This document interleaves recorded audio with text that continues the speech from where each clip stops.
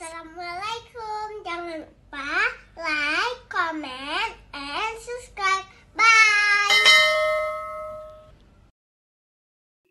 Bismillahirrahmanirrahim. Assalamualaikum warahmatullahi wabarakatuh.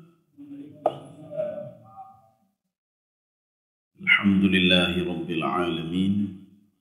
Wassalatu wassalamu ala asyrafil anbiya'i wal mursalin wa ala alihi wa ashabihi ajma'in. Raditu billahi rabba wa bil islami dina wa bi Muhammadin nabiyya wa rasula. Rabbi shrah li sadri wa yassir li amri wahlul 'uqdatam min lisani yafqahu qawli. Allahumma ij'al jam'ana hadza jam'an marhuma wa tafarruqana min ba'dihi tafarruqan ma'suma. Kaum muslimin dan muslimat sidang jamaah subuh yang dirahmati Allah. Kita lanjutkan kajian kita tafsir surah Nuh. Jadi sudah sampai ayat ke-19. Sebelum kita lanjutkan ayat ke-19 sebagai pengantar dakwah Nabi Nuh itu dalam konsep dakwah beliau ya. Konsep dakwah beliau di dalam tafsir Al-Wasit yang dikarang oleh Syekh Tantawi, beliau mengatakan dakwah Nabi Nuh itu ada 3 model. Yang pertama at-targhib wa tarhib. Jadi menakut-nakuti mereka dan memberikan motivasi mereka untuk beribadah. Satu. Ini mudah-mudahan kita bisa mengikuti konsep ini. Jadi baik temenak tapi. Jadi kalau belum temenak belum berdakwah ada. Kalau belum mencaci maki belum mendakwah. Kalau belum menjelek-jelekkan orang lain belum berdakwah. Itu dakwah lagi. Kemudian yang kedua, at-ta'ammul wa tafakkur. Mengajak kepada umatnya untuk berpikir wa tafakkur dan menggunakan akal. Ta'ammul wa tafakkur. Ini sama juga seperti ayat ini. Ini ta'ammul dan tafakkur. Kemudian yang ketiga, tadhkirihim bi khalqihim. Mengingatkan mereka bagaimana proses kejadian manusia. Itu dakwah Nabi Nuh alaihissalam. Jadi tidak ada dakwah sini menjelek-jelekkan orang lain, tidak ada. Kalau tidak mau dengar ya sudah. Makanya yang mau mendengar itu cuma 83 orang. Lain tidak ada yang mau mendengar Nabi Nuh alaihissalam. Ini yang akan kita baca sekarang. Salah satu inti dakwah Nabi Nuh alaihissalam yang kedua. At-ta'ammul wa tafakkur. Atau nanti tadhkirihim bi ta'ammul wa tafakkur. Mengingatkan mereka untuk ta'ammul dan tafakkur, untuk berpikir. Berpikir masa lalu dan berpikir masa depan. Apakah hidup hanya seperti ini saja? Ya. Sekarang kita lihat ayat ke-19. Ini salah satu dakwah Nabi Nuh alaihissalam kepada kaumnya. A'udzu billahi minasyaitonir rajim. Bismillahirrahmanirrahim. Wallahu ja'ala lakumul arda bisata. Ya, coba dibaca terjemahannya. Allah menjadikan bumi untukmu sebagai hamparan. Allah menjadikan bumi untukmu sebagai hamparan. Pertanyaannya, apakah bumi itu terhampar atau bulat? Ya. Bumi itu terhampar atau bulat? Maka kalau di dalam tafsir Baydawi, beliau mengatakan begini. Wala nunkiru annal arda kurawiyah. Kami tidak memungkiri bumi itu bulat. Tetapi yang dimaksudkan di dalam Al-Quran mabsutah atau bisata, itu kata Imam As-Sa'di dalam tafsir beliau, muhayya'atun lil intifa. Artinya apa? Terbentang untuk diambil manfaat. Bukan kondisi atau sifat bumi itu tidak. Tetapi yang dimaksudkan ayat di sini bisata atau di ayat lain firasya, itu maksudnya apa? Muhayya'ah lintifa. Kamu bisa mengambil manfaat. Kita tidak cerita tentang bagaimana bentuk bumi. Bukan bentuknya ini, Pak. Ayat ini bukan bentuknya. Tetapi cerita tentang nikmat Allah subhanahu wa ta'ala. Yang terhampar di mana saja. Jadi seakan-akan Allah mengatakan di langit ada nikmat lun. Kemudian di udara ada nikmat saya. Di bumi ini, di daratan ada nikmat saya. Di lautan ada nikmat saya. Makanya binatang yang di laut itu juga bisa hidup. Yang tidak bisa terjangkau oleh manusia juga bisa hidup. Nikmat Allah itu di mana saja. Dan Allah subhanahu wa ta'ala ini menyebutkan Ini kan perkataan Nabi Nuh, artinya perkataan Nabi Nuh yang diabadikan di dalam Al-Quran. Wahai kaumku, wallahu ja'ala lakumul arda bisata. Coba lihat bagaimana nikmat Allah Subhanahu wa taala. Nikmat Allah kemanapun kalian pergi nikmat. Nah rezeki dia, Pak. Ana rezeki no ada mita di sini. Makanya ada orang tidak ada rezeki di sini, dia dapat rezekinya di Pulau Jawa, atau dapat rezeki di Medan, atau dapat rezeki di luar negeri. Orang luar negeri dapat rezekinya di sini. Maka ini namanya bisata. Jadi di mana saja ada. Ada orang rezekinya di laut, ada orang rezekinya di daratan, ada orang rezekinya itu di udara, ya, Pak. Rezeki di udara. Menyota pikirnya apa nih nam demi rezeki di udara? Maka Allah berikan gambaran. Coba lihat burung itu. Bagaimana, dari mana rezeki dia, kata Allah Subhanahu wa taala. Kecuali saya yang berikan rezeki kepada dia. Coba perhatikan kata Allah. Ketika burung itu terbang, dia berkicau mengeluarkan suara. Itu maknanya dia sedang lapar. Coba lihat ketika dia kembali ke sarangnya, sudah tenang kembali dia. Artinya dia sudah kenyang. Dari mana makanan dia? Jadi ini maknanya bisata. Jadi segala sesuatu itu aku berikan kepadamu, kata Allah Subhanahu wa taala. Ini ayat ini diperkuat lagi dengan ayat lain, wal arda wada'aha lil anam. Jadi bumi ini aku berikan untuk manusia, ambil manfaat, kata Allah, ambil manfaat. Dan tidak bisa kalian bawa ke mati, tidak bisa, hanya make mati, Pak. Kecuali ambil manfaat, kalian ambil dunia ini untuk bisa mendapatkan akhirat. Kalau tidak ya sudah seperti itu saja, kata Allah. Inna narithul arda wa man 'alaiha. Kami akan mewariskan bumi ini. Ini bumi yang kita tinggal sekarang ini sudah berapa ini sudah yang tinggal di sini, Pak. Dari Nabi Adam, setelah Nabi Adam lagi, kemudian kaum Samud yang dihancurkan oleh Allah, tinggal kaum yang lain lagi. Kaum Ad dihancurkan lagi oleh Allah. Yang baik tapi kena bumo lain selain bumonyo yang ditinggalkan oleh Nabi Adam alaihissalam, Nabi Ibrahim alaihissalam, Nabi Ismail, Nabi Ishak, Nabi Yakub. Bumi ini dah. Jadi artinya bumi ini terus seperti ini. Inna narithul arda. Saya mewariskan bumi ini. Siapa yang meninggal saya wariskan kepada yang lain. Wa man 'alaiha. Dan apa yang ada di atas bumi, apapun, kata Allah. Makanya wallahu ja'ala lakumul arda bisata. Jadi bisata di sini dalam konteks apa? Muhayya'atun lil intifa. Jadi untuk diambil manfaat. Bukan model buminya, bumi terhampar ke bulat, ya. Ini kan sudah ada dalam teknologi, sudah dikaji. Kalau bumi itu memang bulat, kurawiyah.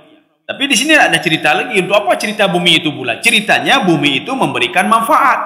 Sebagaimana kita itu bisatan itu permadani, terhampar, ya, terhampar. Ini seperti orang Arab kalau kita baru sampai, ahlan wa sahlan katanya. Ahlan wa sahlan. Ahlan itu kamu jadi ahli saya, jadi keluarga saya. Sahlan, mudah semua urusan kamu. Ahlan wa sahlan. Sampai terpikir depu ahlan wa sahlan ini. Jadi ketika datang kamu ahlan wa sahlan. Jadi ahlan itu ahlun, kamu sudah menjadi bagian daripada kami. Wa sahlan, semua mudah, sahlun, semua mudah urusanmu. Ya, ini begitu juga. Bisata itu apa? Rezekiku ada dimanapun, kata Allah Subhanahu wa taala. Bahkan Allah mengatakan wa ardullahi wasi'ah. Wa tuhajiru fiha. Bumi Allah itu luas sekali. Berhijrahlah kamu, pergilah ke sana. Be ino mentang. Ya, dapat hana rezeki tapi luar gede, kata Allah. Wallahu ja'ala lakum minal ardi bisata. Ini waw ini adalah waw ataf. Jadi makna waw ataf ini terkait dengan ayat sebelumnya. Ini terkait dengan dakwah sebelumnya, dakwah Nabi Nuh alaihissalam. Ini dakwah yang model kedua ini, Pak. Yang model kedua bagaimana? Tadzkirihim bita'ammul wa tafakkur. Jadi mengajak mereka untuk berfikir. Ini yang nikmat kita nikmati selama ini itu dari mana itu? Ya, nampak. Ketika kita bangun tidur, nikmat yang kita hirup udara itu dari mana itu? Apakah datang begitu saja? Tidak mungkin datang begitu saja. Ini matahari sebentar lagi muncul. Siapa yang kontrol matahari itu? Maka dijawab oleh Allah Subhanahu wa taala, Rabbul masyriqaini wal maghribaini. Saya mengontrol terbitnya matahari dari timur dan terbenam sebelah barat. Begitu juga bulan, Pak. Kullu fi falaki yasbahun. Kaum muslimin sedang jemaah yang dirahmati Allah. Kita lanjut ayat 20. Untuk apa? Ya ini. Litasluku minha subulam fijaja. Ya, coba dibaca. Supaya kamu menjalani jalan-jalan yang luas di bumi itu. Ini lam ini, supaya kita jangan salah, ini lam ta'lil namanya. Lam ta'lil atau lam li ajli. Ya, Pak. Supaya beda nanti lam ta'lil atau lam li ajli dengan lam tamlik. Ketika kita melihat nanti di Al-Quran dan disebutkan, Sabbaha lillahi ma fis samawati wa ma fil ard. Itu lam itu bukan lam tamlik. Kalau kita baca lam tamlik, Allah membutuhkan tasbih manusia. Pak. Sabbaha lillahi, Allah membutuhkan tasbih manusia. Allah butuh kepada ibadah manusia. Allah butuh kepada sujudnya manusia. Tetapi lam itu bukan lam tamlik, tapi lam li ajli. Sabbaha lillahi ma fis samawati wa ma fil ard. Yang ada di langit dan di bumi semua bertasbih. Gara-gara apa? Lillahi, liwajhillah, li ajlillah. Karena Allah Subhanahu wa taala. Kenapa? Karena Allah yang menciptakan, dia Allah. Yang memberikan rezeki adalah Allah. Jadi tidak bisa kita terjemahkan dengan lam tamlik. Kalau lam tamlik, Allah membutuhkan tasbih kita. Allah membutuhkan ibadah kita. Ini lam ini adalah lam ta'lil namanya, Pak, atau lam li ajli. Untuk apa diberikan oleh Allah sarana semuanya untuk kita? Litasluku fiha fijajan. Supaya kalian bisa menikmatinya. Kalau di sini dalam terjemahan, supaya kalian bisa apa tadi, Pak? Ya, supaya kalian bisa menelusuri jalan-jalan yang banyak sekali, Pak. Jalan-jalan yang banyak. Itu apa? Supaya bisa menikmati yang sudah diberikan oleh Allah Subhanahu wa taala. Nikmatilah itu, kata Allah. Karena apa? Wal arda wada'aha lil anam. Itu untuk manusia. Maka anam itu manusia. Kalau ada nama orang khairul anam, itu sama seperti khairun nas, sebaik-baik manusia. Ini untuk manusia, kata Allah. Tapi dalam tafsir Al-Baghawi beliau mengatakan, anam itu juga jin. Ya, anam itu juga jin. Jadi diciptakan untuk manusia dan jin. Ya. Kaum muslimin sedang jamaah yang dirahmati Allah Subhanahu wa taala. Subulan itu di dalam bahasa Arab ada syari'on itu jalan, sabilun jalan, tariqon jalan, zukak jalan. Ya, tapi zukak tidak ada dalam Al-Qur'an. Syari' ada dalam Al-Qur'an. Turuk, tarik ada dalam Al-Qur'an.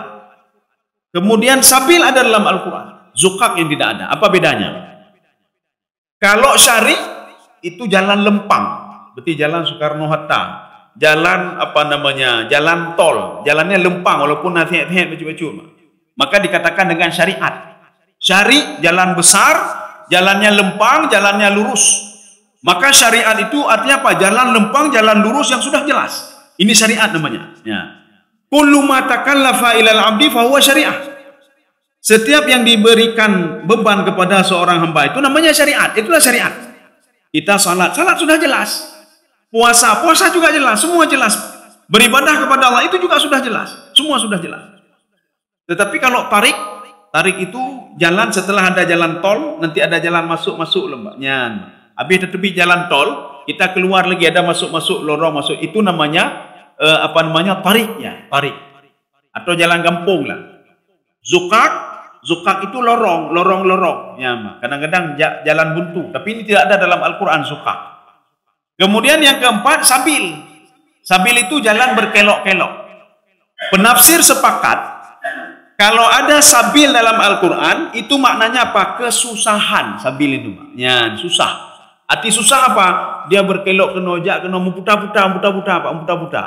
Maka Allah Subhanahu wa taala mengatakan, litasluku minha subulan fijaja. Jadi di dunia ini kata Allah Subhanahu wa taala, kadang-kadang sepertinya mengelok-kelok. Kadang-kadang manusia susah, orangnya susah. Tengok kat senang. Habis senang tiada kat tutah longnya nyokiban. Maka Allah mengatakan, jalani saja, kata Allah, jalani saja. Nikmati saja, kata Allah. Semua dalam kontrolan Allah Subhanahu wa taala. Jadi hana perlaya ni, Pak. Hana perlaya. Nyokiban tekilun tengah nyokiban bulun jauh nyokiban, nikmati saja. Kalau orang tidak menikmati, yang pikiran. Akhirnya enggak sempat nikmati dia. Tak sempat menikmati. Lalu dia fikir sampai nyo tengah kiban. Kita memang tidak bisa setasawufnya Rasulullah sallallahu alaihi wasallam. Rasulullah mengatakan begini. Wala atruku dirhaman wahidan. Saya tidak pernah meninggalkan satu dirham pun untuk besok. Besok nak ada satu dirham pun nak ada Rasulullah tinggalkan. Kalau kita kan tidak. Ketingoh karena peng. Kelusa pun. Bahkan bukan lusa. Tiploton yang akan datang itu sudah dipersiapkan semuanya. Maka Rasulullah tidak ada. Saya tidak pernah meninggalkan satu dirham pun untuk besok. Apa yang ada saya nikmati, kata Rasulullah. Nah, orangnya nikmati. Besok ada lagi, nikmati lagi.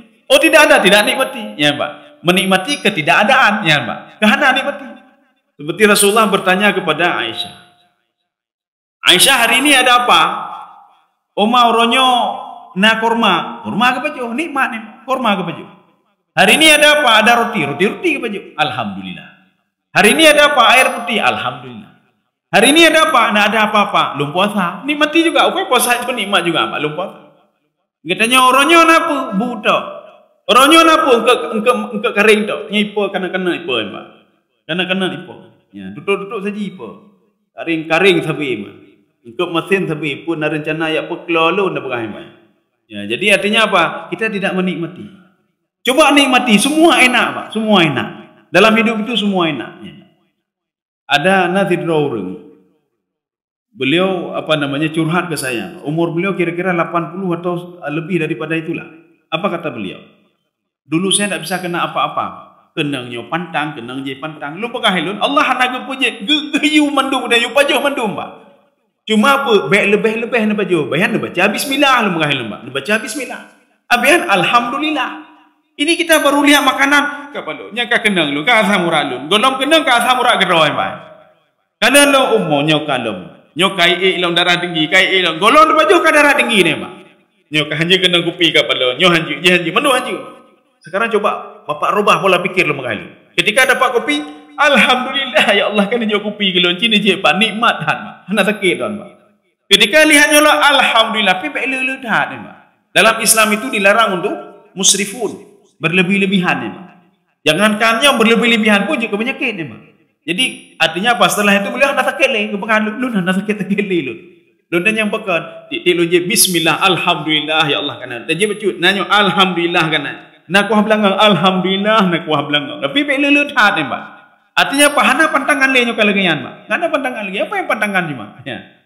Kaum muslimin sedang jamaah yang dirahmati Allah Subhanahu wa taala. Ini makna subulan fijaja. Jadi fijajan ini maknanya ada yang mengatakan wasi'an, luas. Ada yang mengatakan mukhtalifah, berbeda-beda. Maksudnya apa? Di dunia ini ketika kita mencari rezeki, ketika kita itu banyak rintangan-rintangan yang berbeda-beda.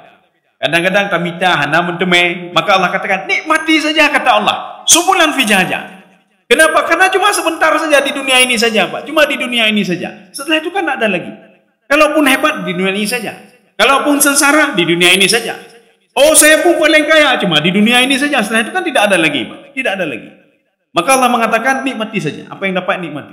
Karena semua yang kita lakukan itu semua dalam kontrolan Allah Subhanahu wa taala. Hana pelaya ni, Pak. Hana pelaya.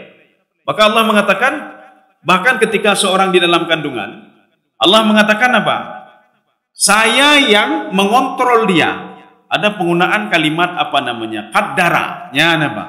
Makna qaddara itu mengontrol dari pertemuan antara dua air yang hina itu, terus dikontrol oleh Allah Subhanahu wa taala sampai 4 bulan, dikontrol oleh Allah bagaimana roh itu bisa masuk ke dalam tubuh, dikontrol oleh Allah Subhanahu wa taala sehingga dia lahir, ya nama.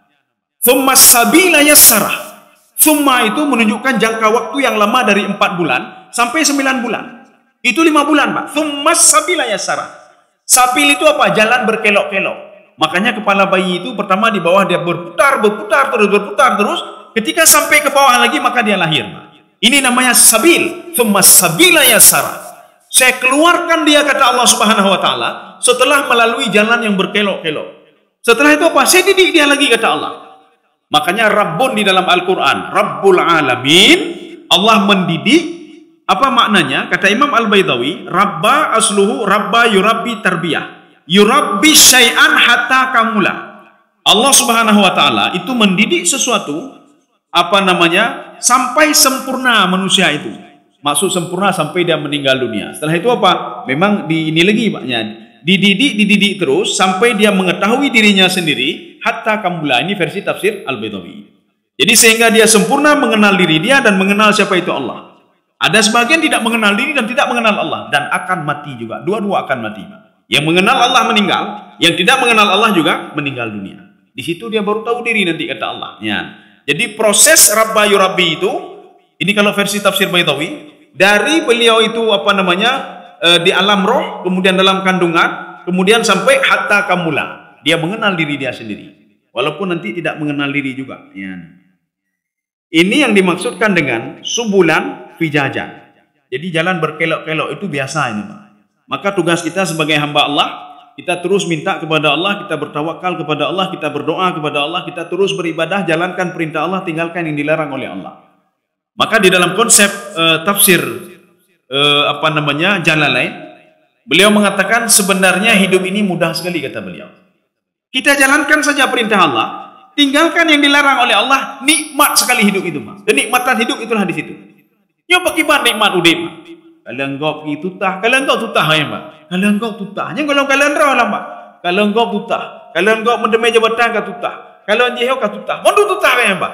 Dapat rezeki sedikit kau tutah lah engkau ya, Pak. Ya, Pak. Jadi hidupnya selalu susah. Tidak menikmati hidupnya. Coba jalankan perintah Allah, salat, ibadah, apa yang disuruh oleh Allah. Tinggalkan apa yang dilarang oleh Allah. Jangan hasad, jangan dengki, jangan begini, jangan begitu. Nikmat hidup insyaallah. Insyaallah hidup itu akan nikmat. Kita lanjut lagi. Qala Nuhun Rabbi innahum asawni wattaba'u man lam yazidhu maluhu wa waladuhu illa khasara. Ini kalimatnya panjang sekali. Kita pilah-pilah dulu, kita potong dulu. Setelah itu kita terjemahkan dan kita tafsirkan. Sampai di sini saja Qala Nuhun Rabbi innahum asawni. Ya, di situ saja. Ya. Nuh berkata, "Ya Tuhanku, sesungguhnya mereka telah mendurhakaiku dan mereka sudah mendurhakaiku." Ini kita luruskan dulu. Maksud mendurhakaiku, dia mendurhakaimu ya Allah. Ya, nembak. Dia sudah mendurhakaimu. Bagaimana dalilnya? Mana ilahnya? Dia tidak mau mendengarku. Dia tidak mau mendengarku, maka dengan seperti itu dia sudah mendurhakaimu ya Allah. Ya, nembak. Terima kasih.